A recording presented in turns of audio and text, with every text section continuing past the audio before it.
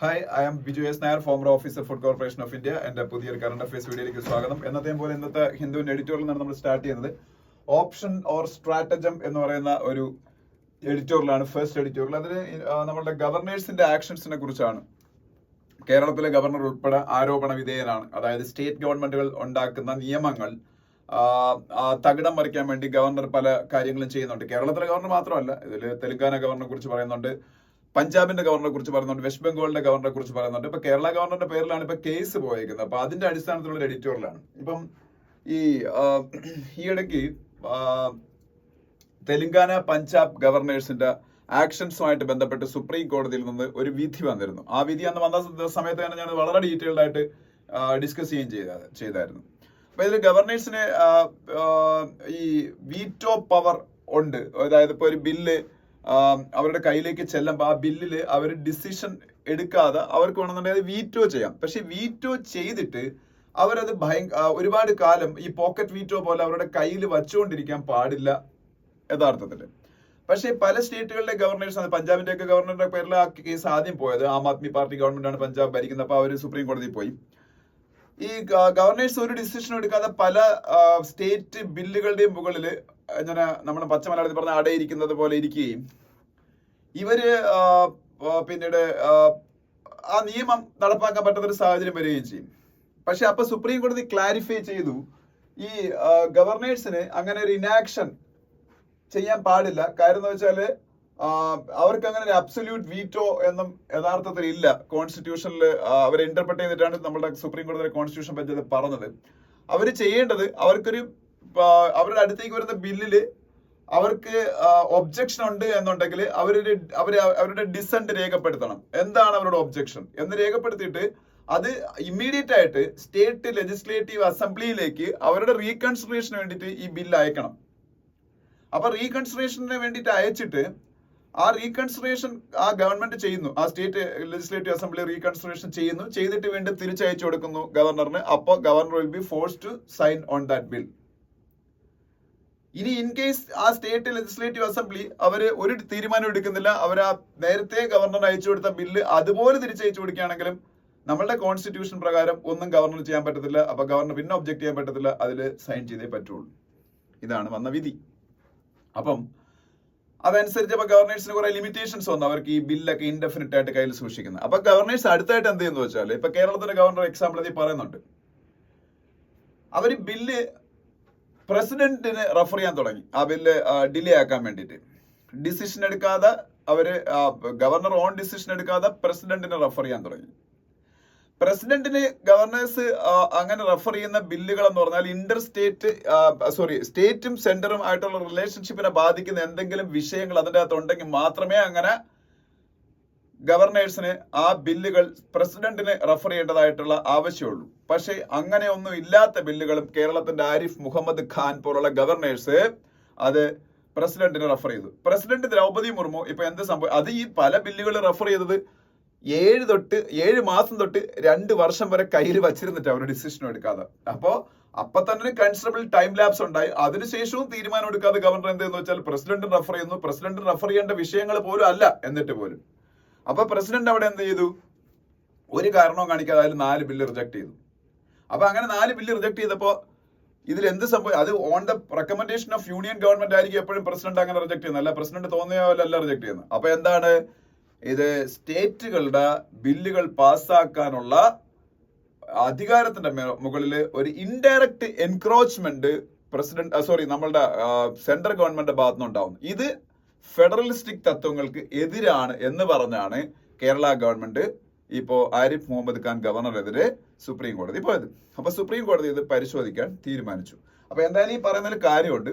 അതുകൊണ്ട് സുപ്രീം കോടതിയുടെ constitution bench എത്രയും പെട്ടെന്ന് ഇത് പരിഗണിച്ചിട്ട് നേരത്തെ ബില്ലുകളുടെ മുകളിൽ ഇൻഡെഫിനിറ്റ് ആയിട്ട് ഇങ്ങനെ ഇരിക്കാനുള്ള അവകാശം ഗവർണറില്ല, എത്രയും പെട്ടെന്ന് ആക്ഷൻ എടുക്കണമെന്നാണ് ഇതിൽ പറയുന്ന, കോൺസ്റ്റിറ്റ്യൂഷനിൽ പറയുന്നത്. അതുപോലെ തിരിച്ചത് എന്തെങ്കിലും അവർക്ക് ഒബ്ജക്ഷൻ ഉണ്ടെങ്കിൽ അത് അപ്പോഴേ ലെജിസ്ലേറ്റീവ് അസംബ്ലിക്ക് അയച്ചു കൊടുക്കുകയും അവര് വീണ്ടും ബില്ല് തിരിച്ചയക്കുമ്പോഴത്തേക്ക് സൈൻ ചെയ്യും വേണമെന്ന് ഒരു ക്ലാരിഫിക്കേഷൻ സുപ്രീം കോടതി കൊടുത്തിരുന്നു. അതുപോലെ ഒരു ക്ലാരിഫിക്കേഷൻ മിക്കവാറും ഈ കാര്യത്തിലും അല്ലെങ്കിൽ ഒരു ഗൈഡ് ലൈൻസ് ഈ കാര്യത്തിലും സുപ്രീം കോടതിയിൽ നിന്ന് വരും. അത് എത്രയും പെട്ടെന്ന് വന്നില്ല എന്നുണ്ടെങ്കിൽ പല ഗവർണേഴ്സും ഇൻഡയറക്റ്റ് ആയിട്ട് യൂണിയൻ ഗവൺമെന്റിന്റെ റിട്ട് സ്റ്റേറ്റുകളുടെ മുകളിൽ നടപ്പാക്കാൻ സാധ്യതയുണ്ട് എന്നാണ് ഈ ഫസ്റ്റ് എഡിറ്റോറിയൽ പറയുന്നത്. ഓക്കെ, സെക്കൻഡ് എഡിറ്റോറിയൽ എന്ന് പറഞ്ഞാൽ ഇംപേഷ്യൻസ് വിത്ത് ജോബ്സ് എന്ന് പറയുന്ന എഡിറ്റോറിയലാണ്.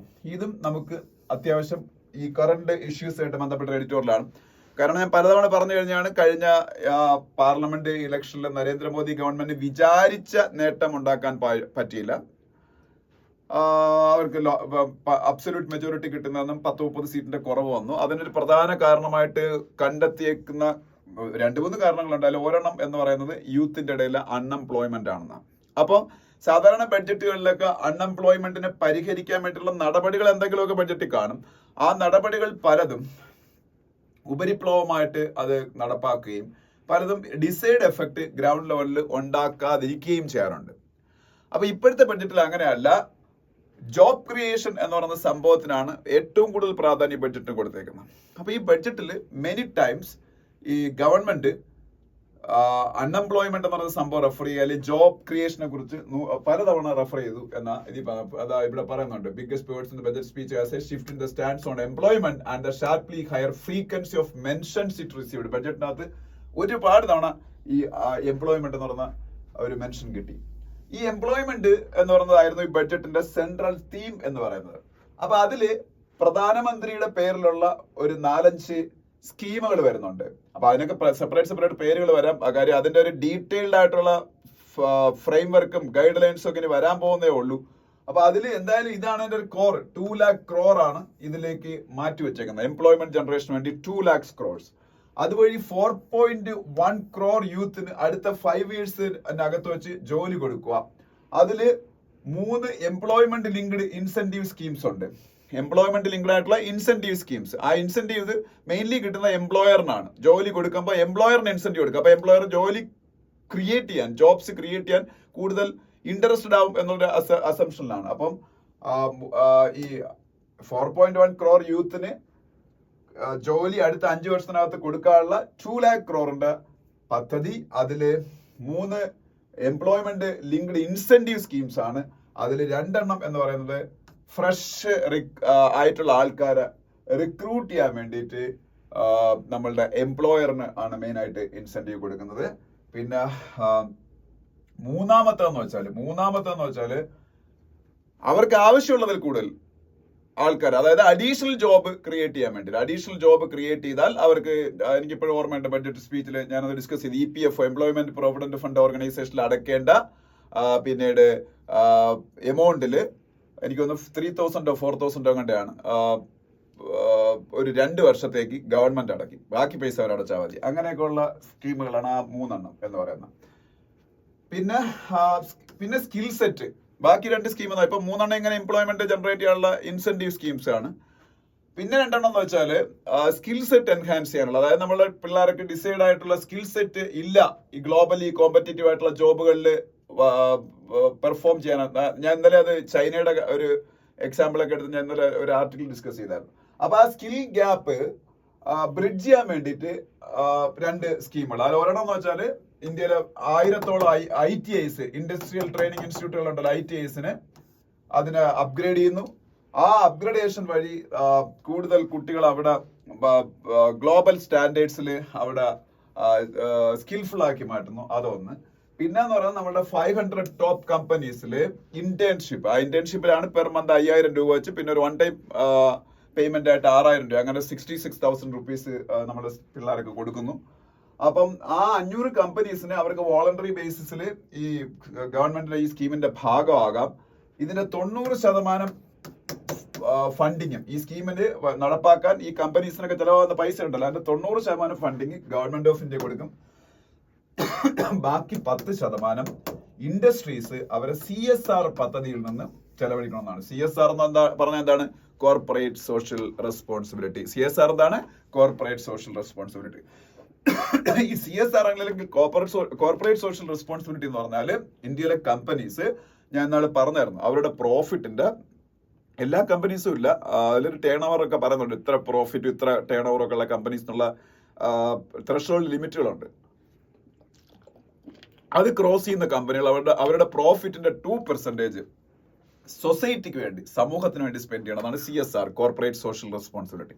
അപ്പൊ ആ ഫണ്ടിങ്ങിന് 10% കൂടെ ഈ അപ്രന്റീസ്ഷിപ്പ് പ്രോഗ്രാമിന് വേണ്ടിയിട്ട് ഉപയോഗിക്കണമെന്നാണ്. അപ്പൊ എന്തായാലും ഹിന്ദു ഫസ്റ്റ് പാരഗ്രാഫിൽ ഗവൺമെന്റ് ഓഫ് ഇന്ത്യയെ കമന്റ് ചെയ്യാണ്. കാര്യം ഈ ഒപ്പോസിഷൻ ഇലക്ഷൻ സമയത്തൊക്കെ ഒരുപാട് പ്രചരണം നടത്തിയതിന്റെ പേരിൽ. അപ്പൊ ആ ഒരു വിഷയത്തിന് അഡ്രസ് ചെയ്യാൻ ഗവൺമെന്റ് കാണിച്ച ആ ഒരു സന്മനസ്സിന്. പക്ഷേ നമ്മളെ ഇന്ത്യയില് ഈ ജോബ്ലെസ് ഗ്രോത്ത്, അതായത് ഗ്രോത്ത് ഉണ്ടാകുന്നുണ്ട്, എക്കണോമിക്ക് ഭയങ്കര ഗ്രോത്ത് ഉണ്ടെന്ന് അതിൽ സംശയമൊന്നുമില്ല. അപ്പൊ അതൊരു ജോബ്ലെസ് ഗ്രോത്ത് ആയിട്ട് മാറാനുള്ള കാരണം ഓൾറെഡി അതിന്റെ കാരണങ്ങൾ പലപ്പോഴും പലരും വ്യക്തമാക്കേണ്ടത്. അതൊരു പ്രധാന കാര്യം എന്ന് പറയുന്നത് നമ്മളെ ഇന്ത്യയിലെ ലേബർ റിലേറ്റഡ് ആയിട്ടുള്ള നിയമങ്ങൾ എന്ന് പറയുന്നത് ലോകത്തിലെ പല അഡ്വാൻസ്ഡ് ആയിട്ടുള്ള ലിബറൽ എക്കോണമീസിനെക്കാളും കുറച്ചുകൂടെ എന്താ പറയുന്ന ലേബേഴ്സിന് അനുകൂലമായിട്ടാണ്. അപ്പം പലപ്പോഴും ഈ കൂടുതൽ ജോബ് ജനറേറ്റ് ചെയ്യുന്നതെന്ന് അല്ലെങ്കിൽ ജോബ് ജനറേറ്റ് ചെയ്യുന്ന ബിസിനസ് ചെയ്യുന്നതെന്ന് ഇൻവെസ്റ്റേഴ്സിനെ പിന്തിരിപ്പിക്കുന്ന ഒരു കാര്യം എന്ന് വെച്ചാൽ പല ലേബർ അൺട്രസ്റ്റ് പ്രോബ്ലംസും ഒക്കെ സോൾവ് ചെയ്യാൻ മറ്റ് രാജ്യങ്ങളിലുള്ളതിനെ പോലെ ഈസി അല്ല ഇന്ത്യയിൽ. അപ്പൊ അതുകൊണ്ട് തന്നെ ഈ ലേബർ ലോസ് ഒക്കെ ഈ ഇടയ്ക്ക് കുറച്ചുകൂടെ ഇതാക്കാൻ വേണ്ടി സെൻട്രൽ ലോസിൽ അമെന്റ്മെന്റ്സ് ഒക്കെ വരുത്താൻ ഗവൺമെന്റ് തീരുമാനിച്ചിരുന്നു. പക്ഷെ അതൊക്കെ എത്രയും പെട്ടെന്ന് ചെയ്തു തീർക്കണം. എന്തായാലും ലേബേഴ്സിന്റെ ഒപ്പോസിഷനൊക്കെ ഇന്ത്യയിൽ ഉണ്ടാവും. ഇന്ത്യയിൽ ഭയങ്കര യൂണിയൻ പൊളിറ്റിക്സ് ഒക്കെ ഉള്ള ഒരു രാജ്യമാണ്. അപ്പൊ അതാണ് ഒരു മെയിൻ പ്രോബ്ലം എന്ന് പറയുന്നത്. പിന്നെ അതിന്റെ കൂടെ നമ്മളെ ഇൻഫോർമൽ സെക്ടർ, അതുപോലെ തന്നെ ഫോർമൽ സെക്ടറിലെ ചെറിയ MSME ഒക്കെ ഉണ്ടല്ലോ, micro small and medium enterprises പോലുള്ള സംഭവങ്ങൾ, ഇവിടെയൊക്കെ വൻ ഡിസ്ട്രസ് ആണ് ഈ റീസെന്റ് ഇയേഴ്സിൽ ഉണ്ടായത്. അത് ഉള്ള ജോബ് ഒരുപാട് പേർക്ക് നഷ്ടപ്പെട്ടു, ഒരുപാട് സ്ഥാപനങ്ങൾ പൂട്ടിപ്പോയി. ഇതൊക്കെ ഈ ജോബ് ജനറേഷനെ ബാധിച്ചു. അതിന്റെ കാരണം എന്താണ്? മെയിൻ ആയിട്ട് 3 കാരണം. ഒന്ന്, മോഡി ഗവൺമെന്റ് ഡിമോണിറ്റൈസേഷൻ അല്ലെങ്കിൽ നോട്ട് നിരോധനം. രണ്ടാമത്തത് GSTയുടെ ഇംപ്ലിമെന്റേഷൻ ഗ്രൗണ്ട് ലെവലിൽ വർക്ക് ചെയ്യുന്ന ഒരുപാട് സ്മോൾ ഫേംസിനെ ബാധിച്ചിട്ടുണ്ട്. അതുപോലെ കോവിഡ്. അപ്പൊ അതൊക്കെയാണ് അതിന്റെ കാര്യം എന്ന് പറയുന്നത്. അപ്പം ഈ ഗവൺമെന്റ് പ്രൊഡക്ഷൻ ലിങ്ക്ഡ് ഇൻസെന്റീവ് പോലുള്ള പരിപാടികളിൽ കൂടെ പ്രൈവറ്റ് ഇൻവെസ്റ്റ്മെന്റ് ഭയങ്കരമായിട്ട് കൊണ്ടുവരാൻ ശ്രമിച്ചു. പക്ഷെ ആ പ്രൈവറ്റ് ഇൻവെസ്റ്റ്മെന്റ് വന്നെങ്കിലും അത് അഡ്യൂക്കേറ്റ് ആയിട്ടുള്ള ജോബ് ജനറേറ്റ് ചെയ്യുന്നതിന് കാരണമായിട്ടില്ല. അപ്പം ഗവൺമെന്റ് അപ്പൊ ഇപ്പൊ ഈ ഒരു സ്കീം വഴി അപ്പം ഇതിന്റെ ഇൻസെന്റീവ് കിട്ടാൻ വേണ്ടിയിട്ട് ഇൻഡസ്ട്രീസ് ഉറപ്പായിട്ടും ജോബ് പുതുതായിട്ട് ക്രിയേറ്റ് ചെയ്യുന്ന ഉറപ്പൊന്നുമില്ല. അതുകൊണ്ട് തന്നെ ഇതിന്റെ സക്സസ് എങ്ങനെയാണ് ആയിരിക്കും നമുക്ക് ഉറപ്പായിട്ടും ഇങ്ങനെ ഇത്രയും സക്സസ് ഉണ്ടാവും. 4.1 crore യൂത്തിന് ജോബ് ജനറേറ്റ് ചെയ്യാൻ ഇൻഡസ്ട്രീസ് എല്ലാം തയ്യാറാവും എന്നൊന്നും പറയാൻ പറ്റില്ല. അപ്പൊ അതുകൊണ്ട് ആദ്യം ഇതിൽ ഇമ്മീഡിയറ്റ് ആയിട്ട് ഗവൺമെന്റ് ചെയ്യേണ്ട, ഗവൺമെന്റിന്റെ അണ്ടറിൽ തന്നെ ഒരുപാട് വേക്കൻസീസ് ഉണ്ട്. ആ വേക്കൻസീസ് യുദ്ധകാല അടിസ്ഥാനത്തിൽ വാർ ഫൂട്ടിങ്ങിൽ ഫില്ല് ചെയ്യുക. നമ്മളെ റെയിൽവേയിൽ തന്നെ 1000-കണക്കിന് വേക്കൻസീസ് ഉണ്ടെന്നാണ് പറയുന്നത്. അപ്പൊ അത് ആദ്യം ചെയ്യുക. രണ്ടാമതായിട്ട് ഇന്ത്യയിൽ പ്രൈവറ്റ് കൺസംഷൻ ബൂസ്റ്റ് ചെയ്യുന്നുള്ള നടപടികൾ ഗവൺമെന്റിന്റെ ഭാഗത്തുണ്ട്. പ്രൈവറ്റ് കൺസംഷൻ ബൂസ്റ്റ് ചെയ്യുന്നതിനാണ്. പ്രൈവറ്റ് കൺസംഷൻ നമ്മൾ ഓരോരുത്തരും നമ്മൾ കൺസ്യൂം ചെയ്യണം. നമ്മൾ കൺസ്യൂം ചെയ്യുമ്പം ഭയങ്കര ഇൻഡസ്ട്രിയൽ ഡിമാൻഡ് ഉണ്ടാവും പുതുതായിട്ട് സാധനങ്ങൾക്ക്. ആ ഡിമാൻഡ് ഉണ്ടായാലേ പ്രൈവറ്റ് ഇൻവെസ്റ്റ്മെന്റ് കൂടുള്ളൂ. കമ്പനീസിന് ഇൻവെസ്റ്റ്മെന്റ് നടത്തണമെങ്കിൽ അവർക്ക് എന്തോ തോന്നണം, നമ്മളെ എക്കണോമിക്ക് അത് ഡിമാൻഡ് ഉണ്ടെന്ന് നോക്കണം. അപ്പൊ അത് പ്രൈവറ്റ് കൺസംഷൻ ബൂസ്റ്റ് ചെയ്തുള്ള നടപടികൾ ഗവൺമെന്റ് ചെയ്യുക. അപ്പം സ്വാഭാവികമായിട്ട് പ്രൈവറ്റ് ഇൻവെസ്റ്റ്മെന്റ് ഉണ്ടാവും. പ്രൈവറ്റ് ഇൻവെസ്റ്റ്മെന്റ് ഉണ്ടായാൽ ഗ്രോത്ത് ഉണ്ടായാൽ ജോബും ഉണ്ടാവും. അതാണ് ഈ എഡിറ്റോറിയൽ പറയുന്നത്. ഓക്കെ. പിന്നെ ഈ ഒരു ആർട്ടിക്കിള്, അതായത് ആദ്യത്തെ ഇന്നത്തെ ഹിന്ദുവിലെ എഡിറ്റോറിയൽ പേജിലെ ഈ ആർട്ടിക്കിള് ഞാൻ വലിയ പ്രാധാന്യപ്പെടുത്തപ്പോൾ ഡിസ്കസ് ചെയ്യുന്നില്ല. അതിന്റെ കാരണം വേറൊന്നും അല്ല. ഇതില് പറഞ്ഞേക്കുന്ന വെച്ചാൽ ഇതാ ഈ ഒരു നിയമത്തിനെ കുറിച്ചാണ്. ബ്രോഡ്കാസ്റ്റ് നിയമമല്ല, ഇതൊരു ബില്ലാണ്. Broadcasting regulation bill 2024. ഈ ബ്രോഡ്കാസ്റ്റിംഗ് റെഗുലേഷൻ ബിൽ 2024 എന്നൊരു സാധനം, ഇതിന്റെ ഡ്രാഫ്റ്റ് മാത്രമേ ഇറങ്ങിയിട്ടുള്ളൂ. ഇത് 2023 നവംബറിൽ അതിന്റെ ഫസ്റ്റ് ഡ്രാഫ്റ്റ് ഇറങ്ങിയതാണ്. ഇപ്പൊ വീണ്ടും അതിന്റെ കുറച്ചുകൂടെ മാറ്റങ്ങൾ വരുത്തിക്കൊണ്ട് ഇലക്ഷന് ശേഷം പുതിയ ഗവൺമെന്റ് വന്നതിന് ശേഷം പുതിയ ഡ്രാഫ്റ്റ് ഇറങ്ങി. പക്ഷെ ഈ ഡ്രാഫ്റ്റ് ഇറങ്ങിയപ്പോ ആ ഡ്രാഫ്റ്റ് ഇതുവരെയും ഗവൺമെന്റ് പബ്ലിസൈസ് ചെയ്തിട്ടില്ല. സർട്ടൺ സ്റ്റേക്ക് ഹോൾഡേഴ്സിന് മാത്രം ഇത് കൊടുത്തു. എന്നിട്ട് അവരെ വാട്ടർമാർക്ക് ചെയ്ത ഡോക്യുമെന്റ് ആയിട്ട് അവരെ കൊടുത്തത്, അവരെ സിഗ്നേച്ചർ ഗവൺമെന്റ് മേടിച്ചു. ഇത് വേറെ ആൾക്കാരുമായിട്ടൊന്നും ഷെയർ ചെയ്യൂലെന്ന്. അപ്പൊ ഇതില് എന്തൊക്കെയാണ് ഇതിന്റെ അകത്ത് പ്രൊവിഷൻസ് എന്നുള്ള കാര്യം പോലും ഒഫീഷ്യലി ഗവൺമെന്റ് പബ്ലിസൈസ് ചെയ്തിട്ടില്ല. അതുകൊണ്ട് തന്നെ ഇത് പബ്ലിക് ഡൊമൈനിൽ ഇല്ലാത്ത ഒരു സാധനമാണ്.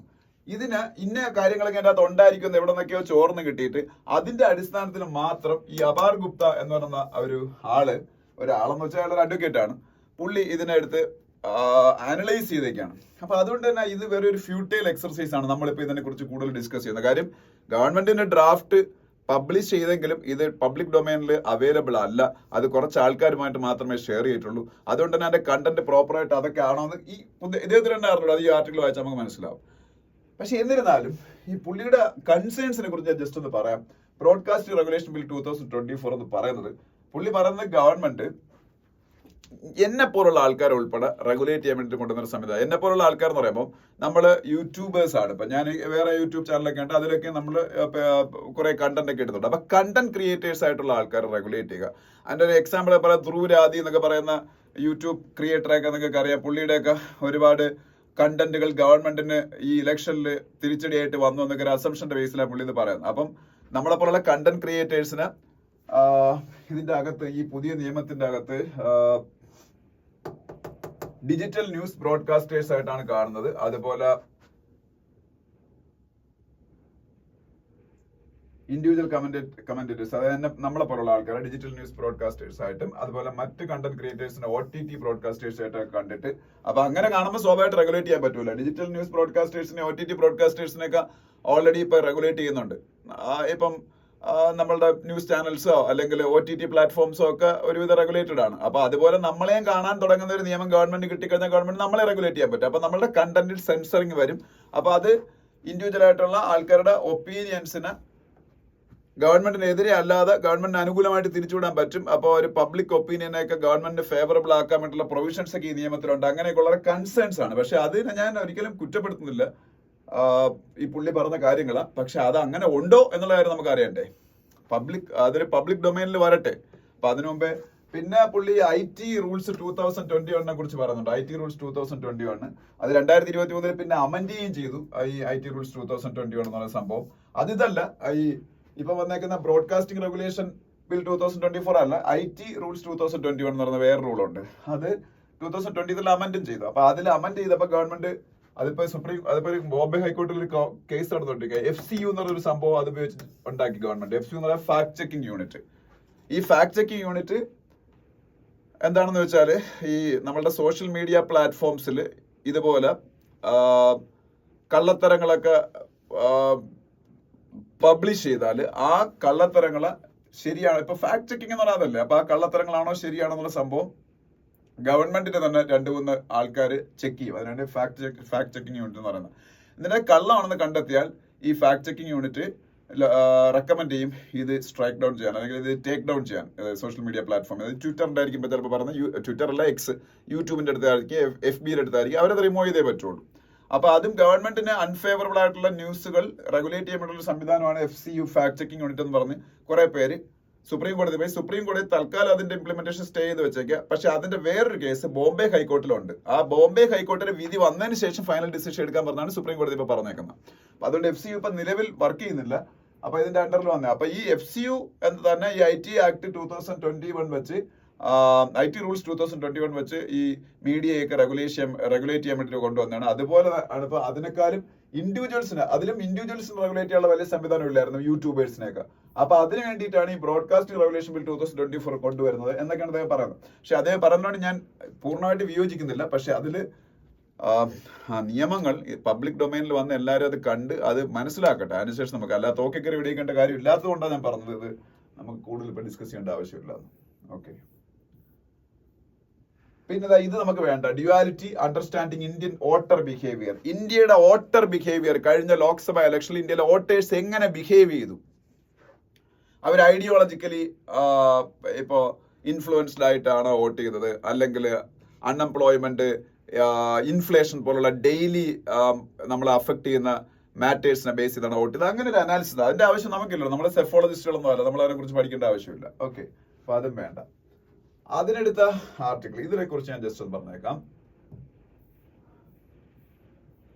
The case for a legal advisory council എന്ന് പറയുന്ന article. The case for a legal advisory council എന്ന് പറയുന്ന ആർട്ടിക്കിൾ.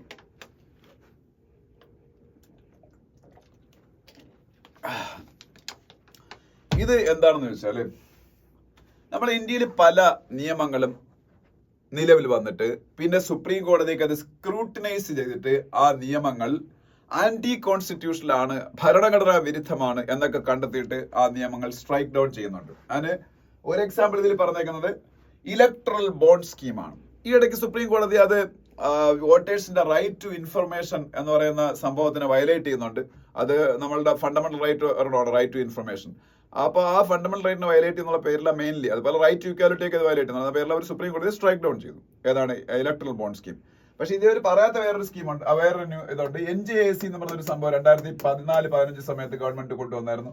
അതും ഇതുപോലെ സുപ്രീം കോടതി സ്ട്രൈക്ക് ഡൗൺ ചെയ്തു. National judicial appointments commission again it is anti constitutional എന്നുള്ള പേരിൽ അവർ സ്ട്രൈക്ക് ഡൗൺ ചെയ്തത്.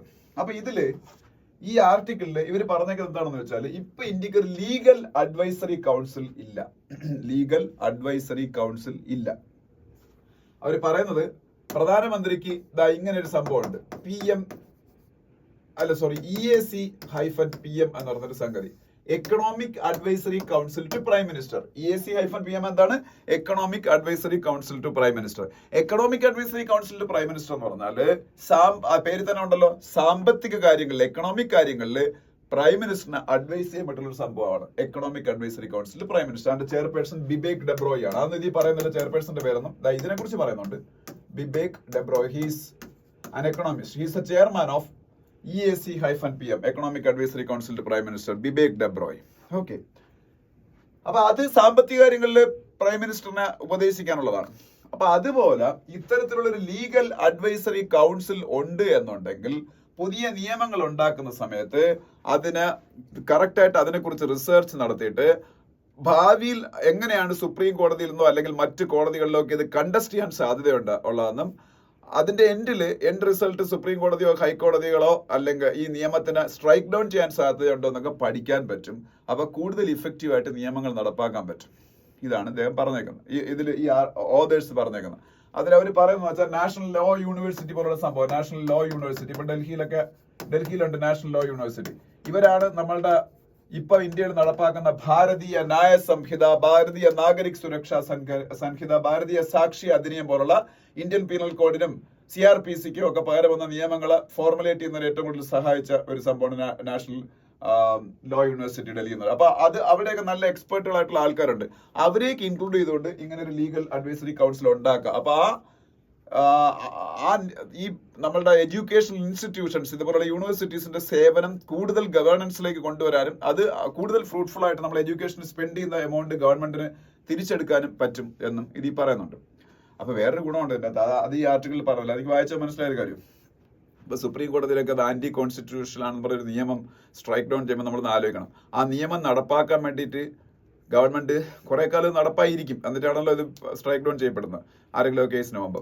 ഈ നിയമം നടപ്പാക്കാൻ വേണ്ടി ഗവൺമെന്റ് ചെയ്ത ഗ്രൗണ്ട് വർക്ക്, അതിന് വേണ്ടിയിട്ട് ചെലവാക്കിയ പൈസ, ഇനി ഇത് കേസാകുമ്പോൾ സുപ്രീം കോടതിയിൽ നമ്മളുടെ അഡ്വക്കേറ്റ്സുമാർ പോയി വാദിക്കുന്നതിന്റെ പൈസ, ഇതെല്ലാം നമുക്ക് ലാഭിച്ചൂടെ?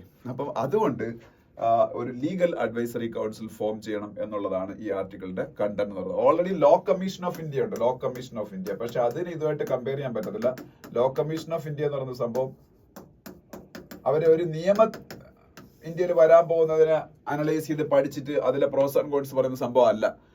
ഉള്ള നിയമങ്ങളില് ഭാവിയിൽ നമ്മളെ നിയമങ്ങളൊക്കെ ഉണ്ടാക്കുമ്പോഴത്തേക്ക് എങ്ങനെയായിരിക്കണം അതിനെക്കുറിച്ചുള്ള റെക്കമെൻഡേഷൻ. അതായത് ഇപ്പോൾ ഒരു എക്സാമ്പിൾ പറഞ്ഞാൽ യൂണിഫോം സിവിൽ കോഡ് ഇന്ത്യയിൽ എങ്ങനെ നടപ്പാക്കണം, അല്ലെങ്കിൽ നടപ്പാക്കണം അതിന്റെ ആവശ്യമുണ്ട്, അതൊക്കെ പറഞ്ഞിട്ട് പഠിച്ചിട്ട് ഫ്യൂച്ചറിസ്റ്റിക് ആയിട്ടുള്ള കാര്യങ്ങളെ കുറിച്ച് പഠിച്ച് പറയുന്ന സംഭവമാണ് ലോ കമ്മീഷൻ ഓഫ് ഇന്ത്യ എന്ന് പറയുന്നത്. അപ്പൊ അത് അവിടെ ഇരിക്കട്ടെ, അതിന് പകരം ഇങ്ങനെ ഒരു സംഭവം കൂടെ വേണമെന്നാണ് ഇതിൽ പറയാം. ഇതൊന്നും നമുക്ക് ആവശ്യമില്ല. ഇനി നെക്സ്റ്റ് പേജിൽ പോകുമ്പോൾ the different armed groups of Myanmar എന്ന് പറയുന്ന ഒരു ആർട്ടിക്കിൾ കാണാം. Different armed groups of Myanmar. Different armed groups of Myanmar എന്ന് പറയുന്ന ആർട്ടിക്കിൾ ഇന്ത്യയുടെ ബോർഡറിലുള്ള രാജ്യമായതുകൊണ്ട് ഇന്ത്യക്ക് സ്ട്രാറ്റജിക്കലി ഇമ്പോർട്ടന്റ് ആയിട്ടുള്ള രാജ്യമാണ് മ്യാൻമർ. ഈ മ്യാൻമറിനെ കുറിച്ച് കഴിഞ്ഞ ദിവസങ്ങളിൽ ഏതോ ഒരു ദിവസം ഞാൻ ഈ ഹിന്ദു ഡിസ്കസ് ചെയ്യുന്ന സമയത്ത് പറഞ്ഞായിരുന്നു അവിടെ എന്താണ് പ്രശ്നം എന്നൊക്കെ. എന്നാലും ഒന്നുകൂടെ പറയാം, ഈ ആർട്ടിക്കിൾ ഫുൾ അതിനെ കുറിച്ചാണ് ഡിസ്കസ് ചെയ്തിരിക്കുന്നത്. മ്യാൻമറിലെ ഭയങ്കര ഇന്റേണൽ സെക്യൂരിറ്റി പ്രോബ്ലം ഒരു രാജ്യമായിട്ട് മ്യാൻമർ മാറി. അവിടെ ഒരുപാട് സ്ഥലങ്ങളിൽ ഇന്റേണൽ വാർ നടന്നുകൊണ്ടിരിക്കുകയാണ്. ഈ വാർ നടക്കാനുള്ള കാരണം എന്താണെന്ന് വെച്ചാൽ 2021 അവിടെ ഡെക്കേഡ്സ് ടുഗദറായിട്ട് ഭരിച്ചുകൊണ്ടിരുന്ന പട്ടാളം വീണ്ടും പട്ടാളം ഭരണം പിടിച്ചെടുക്കുകയാണ്. ഇടയ്ക്ക് വെച്ച് പട്ടാളത്തിന്റെ ഭരണത്തിലൊരു അയവ് വന്നു അവിടെ. കാര്യം ഡെമോക്രസിക്ക് വേണ്ടിയിട്ട് അവിടുത്തെ പ്രൊട്ടസ്റ്റേഴ്സ് വലിയ പ്രശ്നം ആങ് സാൻ സൂക്കിയുടെ നേതൃത്വത്തിൽ ഉണ്ടാക്കി. Aung San സൂക്കി is A globally renowned Myanmar citizen, and Aung San Suu Kyi, because of her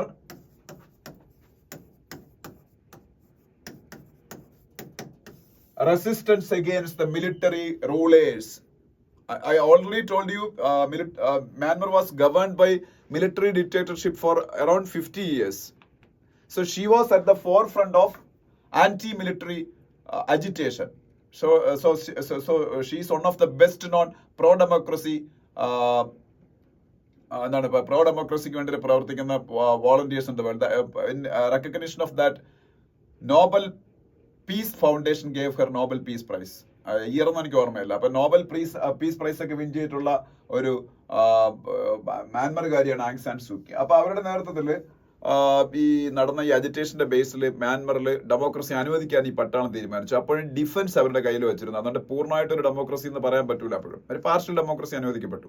അപ്പൊ പാർഷ്യൽ ഡെമോക്രസി പോലും പിന്നീട് പട്ടാളത്തിന്റെ താല്പര്യങ്ങൾക്ക് വിരുദ്ധമായിട്ട് മാറും എന്ന് മനസ്സിലായപ്പോൾ അവര് ആ പാർഷ്യൽ ഡെമോക്രസിയും അബോളിഷ് ചെയ്യുന്നുണ്ട്. 2021 വീണ്ടും പട്ടാളം ഭരണം പിടിച്ചെടുക്കുകയാണ്. പക്ഷെ പട്ടാളം പ്രതീക്ഷിച്ചില്ല ഭയങ്കര റെസിസ്റ്റൻസ് ഉണ്ടാവുന്നു.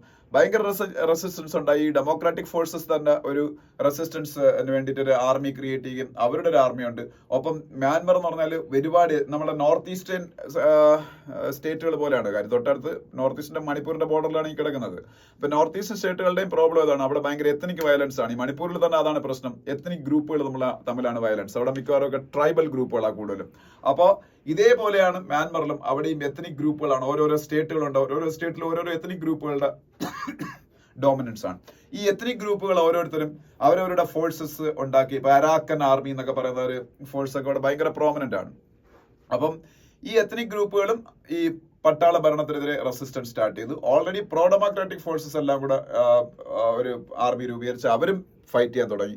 പതുക്കെ പതുക്കെ പട്ടാളത്തിന് പല മേഖലകളിലും അവരുടെ പിടി അയയാൻ തുടങ്ങി. അപ്പൊ പല പ്രദേശങ്ങളുടെയും ഭരണം ഇപ്പം അല്ലെങ്കിൽ അവിടുത്തെ ഒരു ഡോമിനൻസ് ഇപ്പോൾ ഈ പറഞ്ഞ പ്രോ ഡെമോക്രാറ്റിക് ഫോഴ്സസിനോ അല്ലെങ്കിൽ ഈ എത്നിക് ഫൈറ്റേഴ്സിനോ ആണ്. എത്നിക് ഗ്രൂപ്പുകളുടെ കൂടെയുള്ള ഫൈറ്റേഴ്സിനോ ആണ്.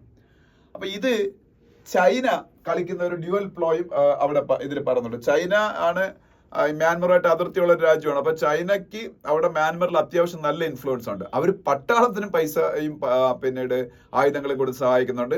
അതുപോലെ ഈ എത്നിക് ഗ്രൂപ്പുകൾക്കും ആയുധങ്ങളും പൈസയും കൊടുത്ത് സഹായിക്കുന്നുണ്ട്. എന്തിനെന്ന് വെച്ചാൽ അവർക്ക് അവിടെ മ്യാൻമറിൽ നല്ലൊരു ലിവറേജ് ഉണ്ടാക്കിയെടുക്കണം. അപ്പൊ ഈ രണ്ട് സൈഡിനെ ഹെൽപ്പ് ചെയ്താൽ അവർക്ക് അവിടെ കൂടുതൽ അവിടെ ഒരു സ്റ്റെബിലിറ്റി ഉണ്ടാവാൻ ചൈന ആഗ്രഹിക്കുന്നില്ല. അപ്പൊ അവർക്ക് കൂടുതലായിട്ട് മ്യാൻമറിനെ അവരുടെ കൈപ്പിടിയിൽ ഒതുക്കാൻ പറ്റും. മനസ്സിലായോ? അപ്പൊ അതാണ് ഇവർ അങ്ങനെ കളിക്കുന്നത്. പക്ഷെ ഇന്ത്യ ഇതിന്റെ അകത്ത് ഇതുവരെയ്ക്കും കൂടുതലായിട്ട് ഇന്ത്യ ഇപ്പോഴും ഭയങ്കരമായിട്ട് പട്ടാളമായിട്ട് ഇടപെടുന്നുണ്ട്. പക്ഷെ ഒരു സൈഡിൽ പട്ടാളത്തിന്റെ പിടി അയഞ്ഞിട്ട് മറ്റേ ഗ്രൂപ്പുകൾ റബൽ ഗ്രൂപ്പുകൾ അവിടെ ഓരോരോ പ്രദേശങ്ങളുടെ എന്താ പറയുന്ന ആ ഒരു ഭരണം ഏറ്റെടുക്കുമ്പോൾ ഇന്ത്യക്ക് ആ ഗ്രൂപ്പുകളായിട്ട് ആ എത്നിക് ഗ്രൂപ്പുകളായിട്ടും കൂടെ ബന്ധം വേണ്ടേ?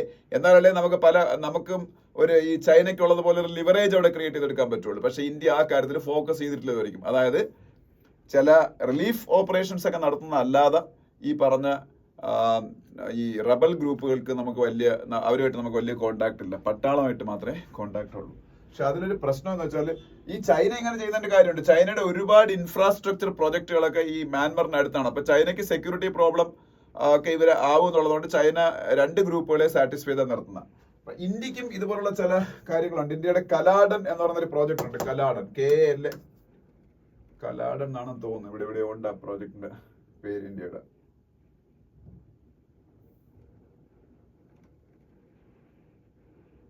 കലാഡൻ തന്നെ KALADAN എന്ന് പറഞ്ഞ പ്രോജക്റ്റ് എന്ന് പറഞ്ഞാല് വെസ്റ്റ് ബംഗാളിൽ നിന്ന് കൊൽക്കട്ടയിൽ നിന്ന് മ്യാൻമർ വഴി മിസോറാമിലേക്ക് കണക്ടിവിറ്റി ഉണ്ടാക്കാനാണ്. ഈ ഡയറക്ട്ലി കൊൽക്കട്ടയിൽ നിന്ന് മിസോറാമിലേക്ക് പോകാൻ എടുക്കുന്നതിനേക്കാൾ വളരെ കുറച്ച് സമയം എടുക്കുള്ളൂ. ഇന്ത്യയിലെ രണ്ട് സ്ഥലങ്ങൾ തമ്മിൽ കണക്ട് ചെയ്യാൻ ഇന്ത്യക്ക് ഡയറക്ട്ലി ഇന്ത്യയെ കൂടെ പോകുന്നേക്കാളും എളുപ്പം മ്യാൻമർ വഴി പോകുന്നതാണ്. അപ്പൊ അങ്ങനെ ഒരു പ്രോജക്റ്റ് ഉണ്ട്. ഈ കലാഡൻ പ്രോജക്ട് എന്ന് പറഞ്ഞാൽ ഇന്ത്യയിലെ മിസോറാമിനെയും കൊൽക്കട്ടയും തമ്മിൽ കണക്ട് ചെയ്യണം വയ മ്യാൻമർ. അപ്പൊ അത് കുറച്ചുകൂടെ ഈസിയാണ് അങ്ങനെ ചെയ്യാൻ. അപ്പൊ ഇത് ഈ എത്നിക് ഗ്രൂപ്പുകൾക്കൊക്കെ ഇപ്പം വലിയ പ്രാധാന്യമുള്ള മേഖലയിൽ കൂടെയാണ് കലാഡൻ പ്രോജക്ട് കടന്നു പോകുന്നത്. അപ്പൊ എത്നിക് ഗ്രൂപ്പുകളായിട്ട് നമുക്ക് ബന്ധമില്ലാതിരുന്ന നമ്മുടെ സെക്യൂരിറ്റി ആസ്പെക്ടിൽ നമ്മുടെ സ്ട്രാറ്റജിക് ആസ്പെക്ടിൽ നമുക്കത് പ്രോബ്ലം ആണ്. അപ്പൊ ഇന്ത്യ കൂടുതലായിട്ട് ഈ എത്നിക് ഗ്രൂപ്പുകളായിട്ടും കൂടെ എൻഗേജ് ചെയ്യേണ്ടതിന്റെ ആവശ്യകതയെ കുറിച്ചും പറയുന്നുണ്ട്. പക്ഷെ അത് ലാസ്റ്റ് പാരഗ്രാഫിലാണ് പറയുന്നത് മെയിൻലി ഇന്ത്യസ് റോൾ എന്ന് പറയും. ഇന്ത്യ എത്നിക് ഗ്രൂപ്പുകളായിട്ട് എങ്ങനെയൊക്കെ ബന്ധം സ്ഥാപിക്കാം, ഇന്ത്യയുടെ താല്പര്യങ്ങളോട് സംരക്ഷിക്കാം. അപ്പൊ ഇത് ഈ ഒരു ആർട്ടിക്കിൾ വായിക്കണം, എസ്പെഷ്യലി സിവിൽ സർവീസ് ഒക്കെ പ്രിപ്പയർ ചെയ്യുന്നവർ. കാരണം എന്താണെന്ന് വെച്ചാൽ ഇന്ത്യയുടെ അതിർത്തിയിലുള്ള രാജ്യമാണ് മ്യാൻമർ എന്ന് പറയുന്നത്. അവിടുത്തെ ലോ ആൻഡ് ഓർഡർ വിഷയങ്ങളെ ഇന്ത്യക്ക് ഇതുപോലുള്ള സ്ട്രാറ്റജിക് ആയിട്ടുള്ള കാൽക്കുലേഷൻസിൽ ഇന്ത്യ അത് ബാധിക്കും. രണ്ടാമതായിട്ട് ഇന്ത്യയുടെ നോർത്ത് ഈസ്റ്റേൺ റീജിയനിൽ എസ്പെഷ്യലി മണിപ്പൂരിലുടെയൊക്കെ ഇന്റേണൽ സെക്യൂരിറ്റിയും ഈ മ്യാൻമറിലെ പ്രശ്നങ്ങൾ ബാധിക്കും. കാര്യം മ്യാൻമറിൽ നിന്ന് റെഫ്യൂജീസും ഒക്കെ ഒരുപാട് ഇങ്ങോട്ട് കയറി വരുമ്പോൾ അത് പിന്നീട് ഭാവിയിൽ ലോ ആൻഡ് ഓർഡർ പ്രോബ്ലം പ്രത്യേകിച്ച് മണിപ്പൂർ പോലുള്ള സ്റ്റേറ്റുകൾ ഉണ്ടാക്കാൻ കാരണമാകുന്നുണ്ട്. അപ്പൊ അത് പഠിക്കണം. ഇനി ഇത്രയേ ഉള്ളൂ. അതായത് ബാക്കി മറ്റു ന്യൂസുകളിലേക്ക് നമുക്ക് പോവാം. മറ്റു ന്യൂസുകളിലേക്ക് പോകുമ്പോൾ ഇപ്പൊ പാർലമെന്റിന്റെ ബഡ്ജറ്റ് സെഷനിൽ ഇപ്പൊ ബഡ്ജറ്റുമായിട്ട് ബന്ധപ്പെട്ട ചർച്ചകൾ നടന്നുകൊണ്ടിരിക്കുക. അതിനെക്കുറിച്ചുള്ള ന്യൂസുകളാണ് കൂടുതലും അവിടെ കിടക്കുന്നത്. പിന്നെ താഴോട്ട് വരുമ്പോൾ അഗ്നിപത് സ്കീമുമായിട്ട് ബന്ധപ്പെട്ട് കുറച്ച് കാര്യങ്ങൾ അത് എപ്പോഴും വരുന്നുണ്ട്. ഇപ്പൊ അഗ്നിപത് സ്കീം ഇവർ അധികാരത്തിൽ വന്നാൽ, ഓപ്പോസിഷൻ അധികാരത്തിൽ വന്നാൽ സ്ക്രാപ്പ് ചെയ്യുമെന്നാ പറഞ്ഞേക്കുന്നത്. അഗ്നിപത് സ്കീം എന്താണെന്ന് നിങ്ങൾക്ക് അറിയാം. ഇന്ത്യയിലെ ആംഡ് ഫോഴ്സസിലേക്ക് താൽക്കാലികമായിട്ട് റിക്രൂട്ട്മെന്റ് നടത്തുന്ന ഒരു സംവിധാനമാണ്. 4 വർഷത്തേക്കാണ് അപ്പോയിന്റ്മെന്റ്. അത് കഴിയുമ്പോൾ 25% ആൾക്കാർ മാത്രമേ പെർമനന്റ് ആക്കൂ, ബാക്കിയുള്ളവരെ പിരിച്ചുവിടും വിത്ത് സം ബെനിഫിറ്റ്സ്. അതാണ് അഗ്നിപത് സ്കീം എന്ന് പറഞ്ഞാൽ. ജോയിൻ ചെയ്യുന്ന 17.5 വയസ്സ് തൊട്ട് 21 വരെയാണ്. പിന്നെ ഇതിന്റെ അകത്ത് സ്വാമിനാഥൻ റിപ്പോർട്ട് എന്നൊരു സംഭവത്തിനെ കുറിച്ച് റെഫർ ചെയ്യുന്നുണ്ട്. സ്വാമിനാഥൻ റിപ്പോർട്ട് ഇപ്പോഴൊന്നും വന്നതല്ല. MS സ്വാമിനാഥൻ ജീവിച്ചിരിക്കുന്ന സമയത്ത് കോൺഗ്രസ് ഭരണകാലഘട്ടത്തിൽ വന്നൊരു റിപ്പോർട്ടാണ് സ്വാമിനാഥൻ റിപ്പോർട്ട്. അത് ഈ MSP മിനിമം സപ്പോർട്ട് പ്രൈസ് ഇപ്പൊ ലീഗലി ഗ്യാരണ്ടീഡ് ആക്കണം എന്നുള്ളതാണ് ഫാമേഴ്സിന്റെ ഏറ്റവും വലിയ ആവശ്യം. അപ്പൊ അതിനുവേണ്ടി കോൺഗ്രസ് ഒക്കെ ശക്തമായിട്ട് വാദിക്കുന്നുണ്ട്. പക്ഷേ MSPക്ക് ലീഗൽ ഗ്യാരണ്ടി കൊടുക്കുന്ന കുറെ റെക്കമെൻഡേഷൻസ് ഒക്കെ ഈ സ്വാമിനാഥൻ കേസ് റിപ്പോർട്ടിന്റെ അകത്ത് ഉണ്ടെങ്കിൽ, MS സ്വാമിനാഥൻ നമ്മളുടെ ഏറ്റവും വലിയ അഗ്രികൾച്ചർ സയന്റിസ്റ്റിന്റെ റിപ്പോർട്ടിലുണ്ടെങ്കിലും അത് അന്ന് കോൺഗ്രസ് നടപ്പാക്കിയില്ല. ഇന്ന് അവർ നടപ്പാക്കാൻ നമ്മളോട് പറയുന്നുള്ള രീതിയിൽ ഉള്ള കുറെ അങ്ങോട്ട് അലിഗേഷൻസും കൗണ്ടർ അലിഗേഷൻസും ഒക്കെയാണ് ഇവിടെ പറഞ്ഞേക്കുന്നത്. എന്തായാലും സ്വാമിനാഥൻ കമ്മിറ്റി റിപ്പോർട്ട് MSP ആയിട്ട് ബന്ധപ്പെട്ടാണ്, മിനിമം സപ്പോർട്ട് പ്രൈസുമായിട്ട് ബന്ധപ്പെട്ട്. പിന്നെ ഈ ഒരു പേജ് ഫുള്ള് ഹിന്ദുവിൽ ഇന്ന് എന്തിനെ കുറിച്ചായിരിക്കും? നമ്മളുടെ വയനാടിൽ നടന്ന നമ്മളുടെ ആ നാച്ചുറൽ കലാമിറ്റി ലാൻഡ് സ്ലൈഡിലൊക്കെ എത്രയെങ്കിലും പേര് മരിച്ചു. എത്ര പേര് മരിച്ചെന്നത് ഒരു പ്രോപ്പർ കണക്കില്ല. 100ൽ കൂടുതൽ ആൾക്കാർ മരിച്ചതായിട്ടാണ് ഇപ്പോൾ ഉള്ള കണക്ക്. പക്ഷെ അതിലും കൂടുതൽ ആൾക്കാർ മരിച്ചു കാണും. പക്ഷെ അതില് ഇതൊരു മാൻമെയ്ഡ് ഡിസാസ്റ്റർ ആണെന്ന് അതിനെക്കുറിച്ച് റിപ്പോർട്ടുകൾ വരുന്നതിന് മുമ്പ് തന്നെ ഞാനത് ചിന്തിച്ചിരുന്നു. കാരണം ഇത് ഞാൻ വളരെ വലിയ ഇക്കോളജിസ്റ്റ് ഒന്നും ആയതുകൊണ്ടല്ല, കാര്യം നമ്മൾ കുറെ കാലം ഇത് വായിക്കുകയൊക്കെ ചെയ്യുന്നുണ്ടായിരുന്നു. ഈ നമ്മളുടെ യുനെസ്കോ ഉണ്ടല്ലോ, United Nations education scientific and cultural organisation, UNESCO ഈ വേൾഡ് ഹെറിറ്റേജ് സൈറ്റുകളെ സെലക്ട് ചെയ്യാറുണ്ടല്ലോ. ഇപ്പൊ ലാസ്റ്റ് ആയിട്ട് ഇപ്പൊ വേൾഡ് ഹെറിറ്റേജ് കമ്മിറ്റിയുടെ മീറ്റിംഗ് ഇപ്പൊ ഇന്ത്യയിൽ വെച്ചാൽ ആദ്യമായിട്ടാണ് യുനെസ്കോയുടെ വേൾഡ് ഹെറിറ്റേജ് കമ്മിറ്റിയുടെ കമ്മിറ്റി ഇന്ത്യയിൽ വെച്ച് നടക്കുന്നത്. ആ കമ്മിറ്റിയിൽ ഇന്ത്യയിൽ നിന്നുള്ള അഹോം ഡൈനാസ്റ്റിയുടെ, ആസാം ബ്രിട്ടീഷുകാർ ഭരിച്ചുകൊണ്ടിരുന്ന അഹോം ഡൈനാസ്റ്റിയുടെ ബറിയൽ ഗ്രൗണ്ട് ഇപ്പം ഹെറിറ്റേജ് സൈറ്റായിട്ടൊക്കെ ഡിക്ലെയർ ചെയ്തത്. അതുപോലെ ഹെറിറ്റേജ് സൈറ്റായിട്ട് ഡിക്ലെയർ ചെയ്ത ഒരു സംഭവമാണ് വെസ്റ്റേൺ ഘട്ട്സ്, പശ്ചിമഘട്ടം. അപ്പൊ ഈ ഒരു ഹെറിറ്റേജ് സൈറ്റായിട്ട് ഒരു സംഭവത്തിന് ഡിക്ലെയർ ചെയ്താൽ പിന്നെ അതിനെ സംരക്ഷിക്കണം. ഈ സംരക്ഷണവുമായിട്ട് ബന്ധപ്പെട്ട റിപ്പോർട്ടുകൾ തയ്യാറാക്കിയൊക്കെ വേണം. അപ്പൊ ഈ വെസ്റ്റേൺ ഘട്ട്സ് അല്ലെങ്കിൽ പശ്ചിമഘട്ടം ഇങ്ങനെ ഇത് സൈറ്റായിട്ട് വേൾഡ് ഹെറിറ്റേജ് സൈറ്റായിട്ട് ഡിക്ലെയർ ചെയ്യപ്പെട്ടപ്പോൾ യുനെസ്കോ ആണല്ലോ അത് ഡിക്ലെയർ ചെയ്യുന്നത്. അതിനുശേഷം നമ്മൾ ഇതിന്റെ സംരക്ഷണത്തിന് വേണ്ടിയിട്ട്, വെസ്റ്റേൺ ഘട്ട്സിന്റെ പ്രൊട്ടക്ഷന് വേണ്ടിയിട്ട് 1-2 കമ്മിറ്റികൾ ആദ്യം അപ്പോയിന്റ് ചെയ്തു. ഒന്ന് മാധവ് ഗാഡ്ഗിൽ കമ്മിറ്റി റിപ്പോർട്ട്.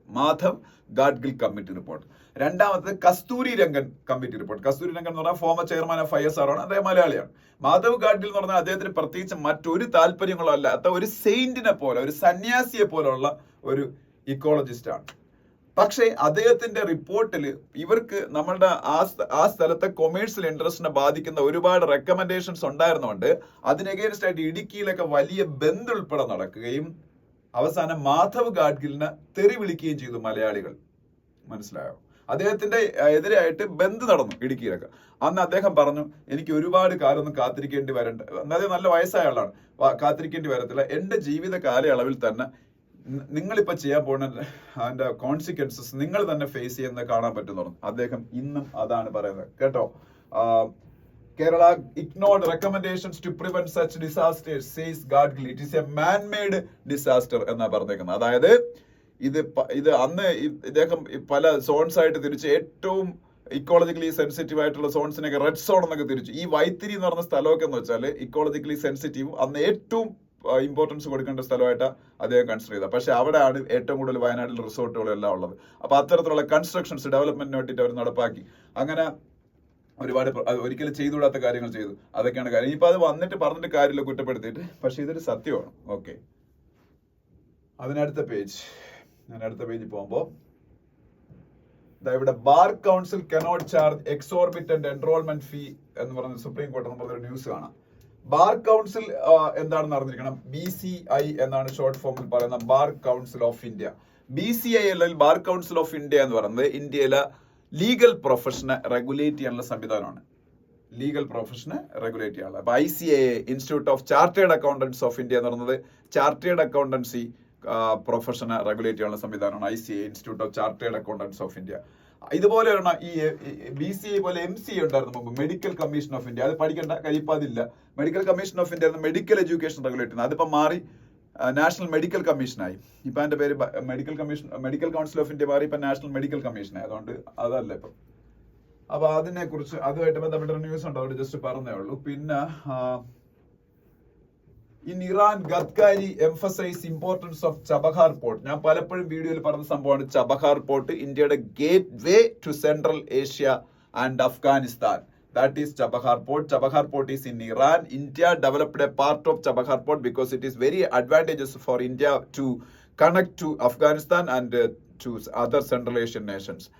ഇത് again ഇന്നത്തെ പത്രത്തിലുള്ള കാരണം, yesterday was the oath-taking day of Masoud Pezeshkian. He is the new president of Iran. And representing government of India, our transport and highways minister Nitin Gadkari went to Iran for attending his oath-taking ceremony. Masoud Pezeshkian എന്ന് പറയുന്ന ഇറാന്റെ പ്രസിഡന്റിന്റെ. അപ്പൊ അദ്ദേഹം ഇന്നലെ കുറച്ച് meeting ഒക്കെ അവിടെ നടത്തി ചബഹാർ പോർട്ടിന്റെ കാര്യങ്ങളൊക്കെ അവിടെ പറഞ്ഞു. അതിനെ കുറിച്ചാണ് ഈ ന്യൂസ്. പിന്നെ വെസ്റ്റ് ബംഗാളിന്റെ ഗവർണർ CV ആനന്ദ ബോസിന്റെ ഒരു ന്യൂസ് ഒക്കെ ഇവിടെ ഉണ്ട്. ഓക്കെ, അതിന്റെ അടുത്ത പേജിൽ പോകുമ്പോ no dearth of political will to fulfill people's aspirations. PM ആണെന്ന് വേണ്ട. No plans to review curbs on Chinese FDI. ഇന്നലെ ഹിന്ദുവിൽ ഇതുമായിട്ട് ബന്ധപ്പെട്ട ഒരു ആർട്ടിക്കിൾ ഉണ്ടായിരുന്നപ്പോൾ ഞാൻ പറഞ്ഞു, ചൈന ഗവൺമെന്റിന്റെ ഫോറിൻ ഡയറക്ട് ഇൻവെസ്റ്റ്മെന്റ് ഒക്കെ ഇപ്പൊ ടോട്ടലി ഇന്ത്യയിൽ ഇപ്പൊ ബാൻ ചെയ്ത് വെച്ചേക്കുക. അത് പ്രത്യേകിച്ച് കോവിഡിന് ശേഷമാണ് അങ്ങനെ വന്നത്. കോവിഡിന് ശേഷം ഇന്ത്യയിലെ പല കമ്പനീസിനും പല മേഖലകളിലും ഡിസ്ട്രസ് ഉണ്ടാവുന്നു. ആ ഡിസ്ട്രസ് മുതലാക്കിക്കൊണ്ട് പല ചൈനീസ് കമ്പനികളൊക്കെ ഇന്ത്യയിലെ കമ്പനികളെ സ്ട്രാറ്റജിക് മേഖലയിലൊക്കെ അക്യൂർ ചെയ്യാൻ ചാൻസ് ഉള്ളത് പേടിച്ചിട്ട് അങ്ങനെ നിയമം കൊണ്ടുവന്ന നെയ്ബറിംഗ് കൺട്രീസിൽ നിന്നുള്ള FDI ആ സമയത്ത് ബാൻ ചെയ്തായിരുന്നു. അപ്പൊ അത് റിവ്യൂ ചെയ്യാൻ ഇപ്പൊ ഹിന്ദുവിലേക്ക് ഇങ്ങനെയൊക്കെ ആർട്ടിക്കിൾ വരുന്നുണ്ട്. ഒരുപാട് ഇൻഡസ്ട്രിയൽ സെക്ടറിൽ നിന്ന് അതിനെ കുറിച്ചുള്ള റിക്വസ്റ്റ് വരുന്നുണ്ട്. ചൈനയുടെ ഫോറിൻ ഡയറക്ട് ഇൻവെസ്റ്റ്മെന്റ് ഇന്ത്യയിൽ അലോ ചെയ്യണം പറഞ്ഞു. പക്ഷേ ആ ബാൻ ചെയ്ത് വെച്ചിരിക്കുന്ന റിവ്യൂ ചെയ്യാൻ തൽക്കാലം ഇപ്പം കാരണമൊന്നുമില്ല എന്നാണ് അതുമായിട്ട് ബന്ധപ്പെട്ട minister commerce and industries minister Piyush Goyal പറഞ്ഞിരിക്കുന്നത്. ഓക്കെ, പിന്നെ ഇതൊന്ന് പഠിച്ചു വെച്ചോളൂ. CBAM, carbon border adjustment mechanism. CBAM short form എഴുതി വെച്ചിട്ട് അതിന്റെ എക്സ്പാൻഷൻ പഠിക്കുക. Carbon border adjustment mechanism. ഇത് യൂറോപ്യൻ യൂണിയനിൽ പുതുതായിട്ട് കൊണ്ടുവന്ന ഒരു സംവിധാനമാണ്. അതായത് ഇപ്പൊ ഇന്ത്യ പോലുള്ള രാജ്യങ്ങളിലൊക്കെ ഇപ്പം ഇൻഡസ്ട്രീസ് ഒരുപാട് പ്രോഡക്റ്റ് ഉണ്ടാക്കി EUയിലേക്ക് വിടുന്നുണ്ട്, യൂറോപ്യൻ യൂണിയനിലേക്ക്.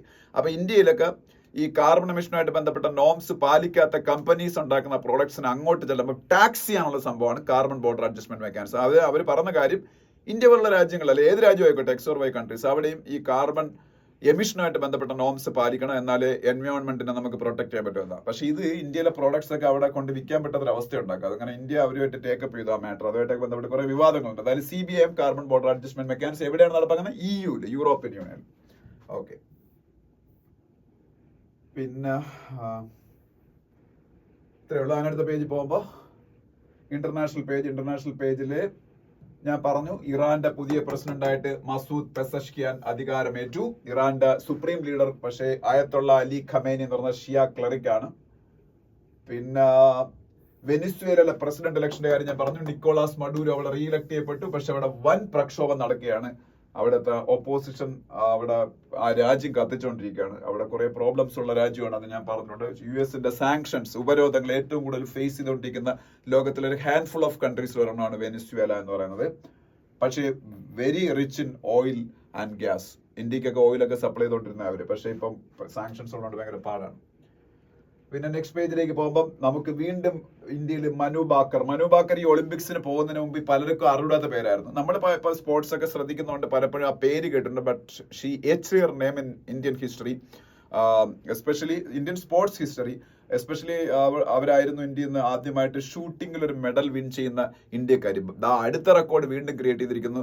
ഒരേ ഒളിമ്പിക്സിൽ 2 മെഡൽ നേടുന്ന ആദ്യത്തെ ഇന്ത്യക്കാരനോ കാര്യോ ഒരു ഇന്ത്യക്കാരൻ, ഇന്ത്യയുടെ 145 കോടി ജനങ്ങളിൽ ആദ്യമായിട്ട് ഒളിമ്പിക്സിൽ 2 മെഡൽ ഒരുമിച്ച് നേടുന്ന ആളായിട്ട് ഇന്നലെ 10 മീറ്റർ എയർ പിസ്റ്റലിന്റെ മിക്സഡ് കാറ്റഗറിയിൽ അവര് ഈ സരബ്ജോത് സിംഗുമായിട്ട് ചേർന്ന് നേടി. അപ്പൊ സരബ്ജോത് സിംഗിനും കൂടെ ചേർന്നാണ് ആ മെഡൽ കിട്ടിയത്. എന്തായാലും 2 ബ്രോൺസ് കിട്ടിയോ. ഇനി ഒരു ചാൻസ് ഉണ്ട്, ഇനി അവർക്ക് ഒരു മത്സരം കൂടെ ഉണ്ട്. അതിന് മെഡൽ കിട്ടിയാൽ 3 എണ്ണമാവും. കിട്ടട്ടെ. അങ്ങനെ ഇന്ത്യയുടെ പ്രശസ്തി യശസ് സ്പോർട്സിൽ പരക്കട്ടെ. പിന്നെ ബാക്കി അവിടെ നീരജ് ചോപ്രയെ കുറിച്ചൊക്കെയുള്ള ന്യൂസ് ഉണ്ട്. അത്ലറ്റിക്സ് സ്റ്റാർട്ട് ചെയ്തിട്ടില്ല. ഹോക്കിയിൽ ഇന്നലെ ഇന്ത്യ ജയിച്ചു, അതിന്റെ കാര്യങ്ങളൊക്കെ ഉണ്ട്. പിന്നെ അവിടെ വേറെ ഒന്നും പറയാനില്ല അതിനടുത്ത പേജിലൊന്നും.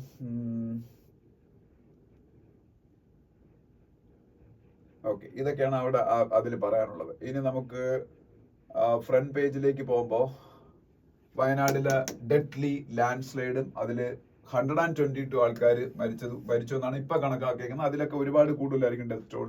അതിനെക്കുറിച്ച് പിന്നെ Manu makes it a pair wins a bronze again in the company of Sarabjot. അത് ഞാൻ പറഞ്ഞാണ് മനു ബാക്കറിന്റെ കാര്യം. അവർ 2ാമത് വീണ്ടും മെഡൽ നേടിയത്. ട്രെയിൻ ആക്സിഡന്റ്സ് റെക്കറിംഗ് ആയിട്ടുള്ള ഇൻസിഡന്റ് ആയിട്ട് ഇന്ത്യയിൽ മാറുന്നു.